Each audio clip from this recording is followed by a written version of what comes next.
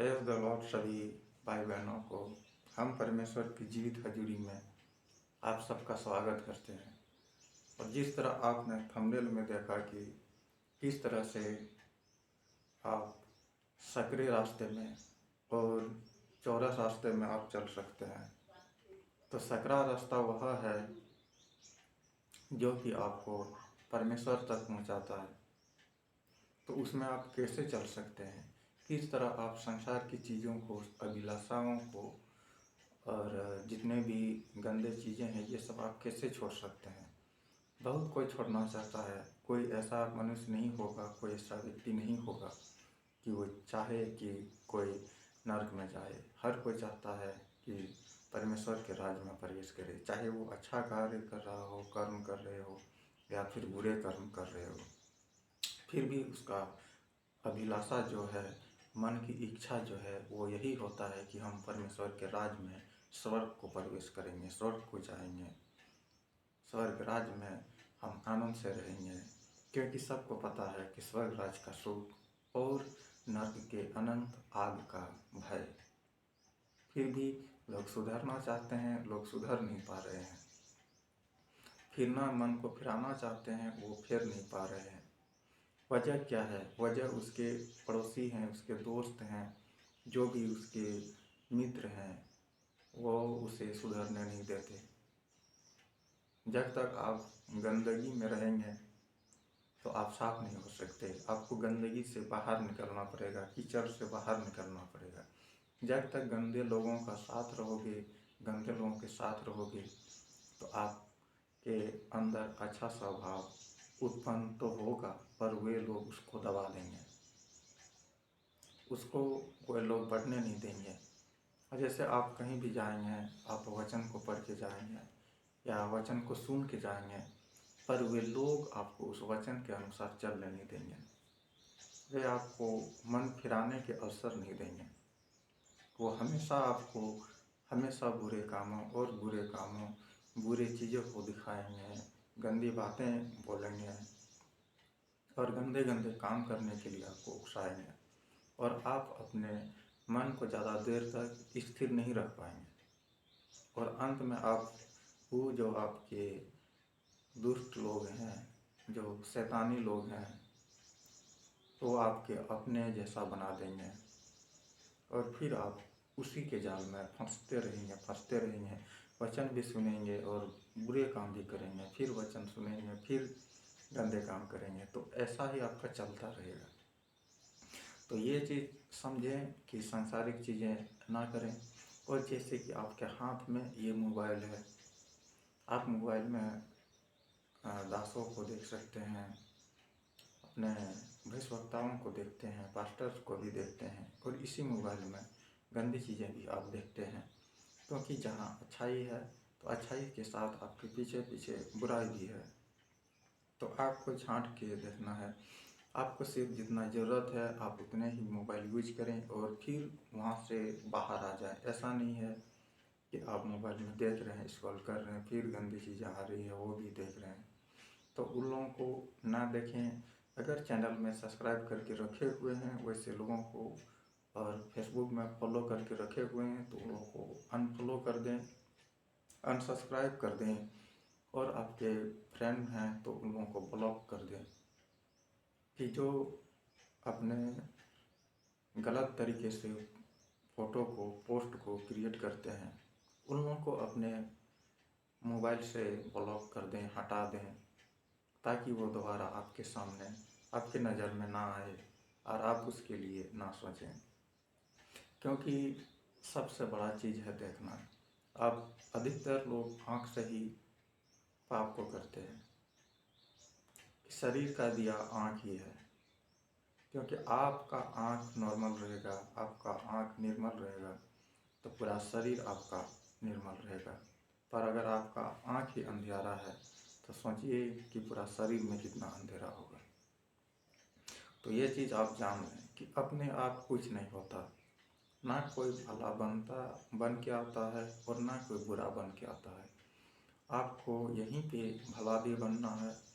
आप चाहें तो भला बन सकते हैं, और नहीं तो जैसे हैं आप उससे भी और गिर भी सकते हैं। तो ये आपके ऊपर निर्भर करता है कि आप क्या करते हैं।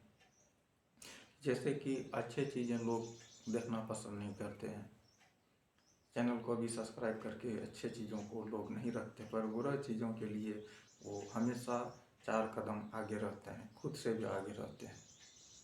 तो वे शैतान के उपस्वाग में वैसा कार्य को करते हैं, पर यह कार्य नहीं करना चाहिए।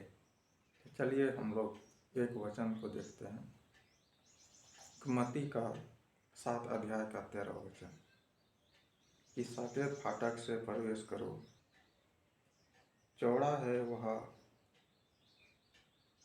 मार्ग जो विनाश को जाते हैं, और उसमें बहुतरे प्रवेश करेंगे। तो जो फाटक चौड़ा है, यानी कि जो मार्ग चौड़ा है, उसमें बहुतरे प्रवेश करेंगे। ठीक है।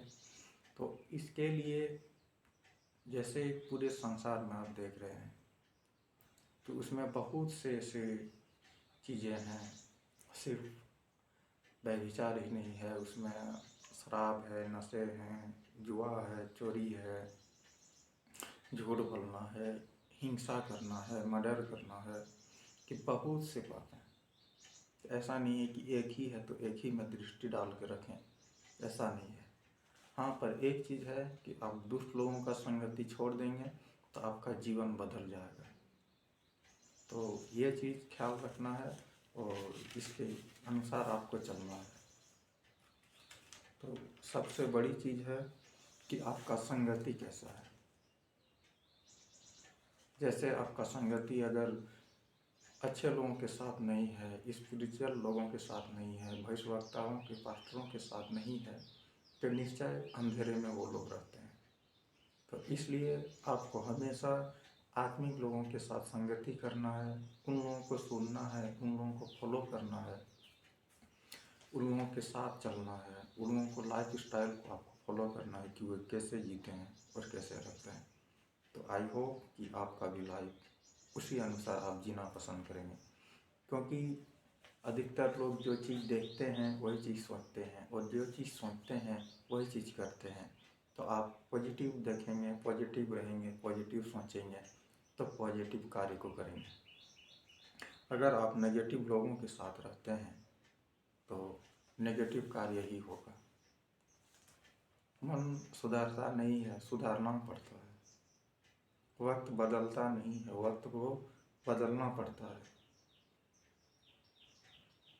अभिलाषाएं हटती नहीं है, उसको हटाना पड़ता है। आप बार बार डांटेंगे, वचन कलम करेंगे, सारा अभिलाषाएं दूर हो जाएंगे, और आपको धीरे धीरे धीरे धीरे, आप एक व्यक्ति तो नहीं बदल सकते, पर थोड़ा थोड़ा करके बदल जाएंगे। तो चलिए और एक वचन देखते हैं, मत्ती 7 का 14, क्योंकि सकेत है वह फाटक और सांकड़ा है वह मार्ग जो जीवन को पहुँचता है, और थोड़े हैं जो उसमें प्रवेश करेंगे। तो इसमें वचन में साफ साफ लिखा है कि उसमें थोड़े ही हैं जो उसमें प्रवेश करेंगे, और बाकी सब के सब गड्ढर में जाएंगे।